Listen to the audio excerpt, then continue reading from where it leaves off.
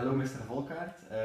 Can you tell us something about your expat experience and in particular the country and the company you worked for? Of course, Martijn. I would gladly do that. No, actually, going back into time, it was in 2005 that I had the opportunity to become an expat. At that time, I was working for the company Philips Sound Solutions. Philips Sound Solutions is actually a company making audio solutions for the automotive and the consumer electronics segment.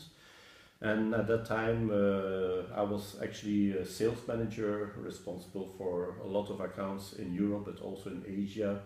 And most of my accounts actually were based in Japan.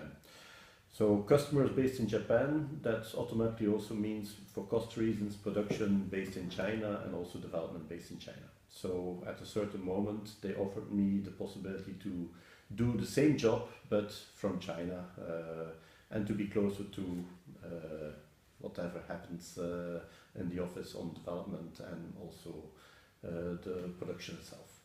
And why didn't you go to Japan if you said you had more customers there? Actually, they offered me both possibilities. So I could go to Japan as well instead of China. But then I was looking into the expat life in Japan, and I noticed that it is much harder for a Western person to integrate into the Japanese culture, and mainly for the partner, my wife, who would be along with me. It would have been much harder for her to really build up a good social life. The alternative was living in Hong Kong while the office was in Shenzhen, South China. Hong Kong is one of the top of the list in Asia to actually where you can be stationed as an expat, one of the best places for an expat. Yeah. And from what do you think the success of an expat's life and social life depends? Well, like I was mentioning, it very much depends on the success of the partner, in my case my wife, who she could easily integrate into let's say a social life amongst other expats. For an employee like me, I go to my office, I come into contact with so many people, colleagues, customers, suppliers, whatever. On a day-to-day basis, I have a lot of contacts, but it's actually the wife who stays at home, who has to build up a social life from scratch. If she's successful, you come home as a happy husband. If she is unhappy, automatically it will also reflect on me. So for the expat himself, you in this case, it's actually much easier to adapt and to mix in the culture and the people there? Yes, just because automatically with your work you have a lot of contacts. Okay. And how was working in China different from working in Belgium? But it's a different way of working with the people. So while I was doing my job in Belgium, I had a lot of calls, a lot of email communication with the team in China, because I was so much depending on that development team in China and also production. So a long distance communication is not very easy. You're missing part of the discussions. So once I was based over there, it's much easy to call in a meeting, to get the right people around the table. If there is an issue with the supplier, you can go there personally to see what's needed to find a solution.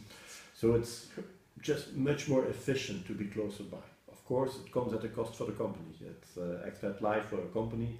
It's not cheap, but I'm sure that it is paid back by the efficiency that you can get out of it. So in Belgium, you didn't have the people around you that you actually had in China. Is that correct? That's correct. So the team I had to work with, once a project was coming into a certain stage, it was totally depending on the Chinese team.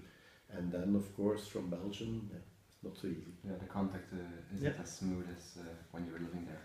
And what were the most important ways to adapt to your new life in China? Well, most important ways, very important is actually that you, from a personal point of view, you build up that social life. Social life is with other expats, but also with local communities. Another thing that helped a lot was there was a local Belgian club who was actually organizing gatherings for all the Belgian people whenever Sinterklaas was coming, also to Hong Kong for the kids over there. They were doing a lot of activities, and that helps to integrate over there. And you learn a lot from expats who already had some years of experience. You learn a lot from what they experience, how they have done things.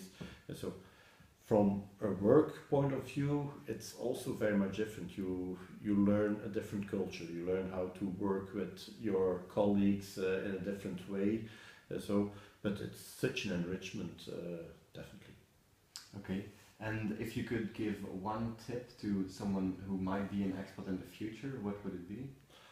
If you ever get that possibility, that chance to become an expat, grasp that opportunity with both hands. It's, like I already said, it's an enrichment. It gives you a different view on the world. You learn so much about the other culture, the other way of living. It's something definitely I can advise to anybody who's interested. Okay, thank you very much. You're welcome, Martijn.